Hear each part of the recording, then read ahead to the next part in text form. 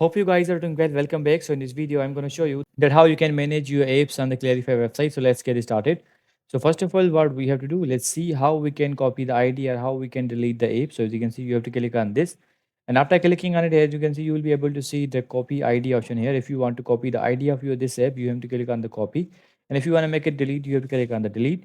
And other app is also provided here in the same way. If you want to open this in a new window, you have to click on this. I'm going to open this in a new window. And here's the other app. You can also open this one as well. For example, I'm going to open these both into new window. Let's click on this. And after clicking on this, as you can see, you will be able to see all the editing options here.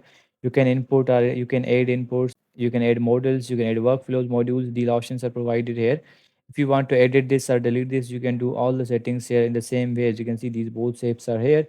If you want to delete them, you can also do that. For example, I'm going to click on this and I want to delete this. You have to click on the delete and let's click on the delete and this will be deleted.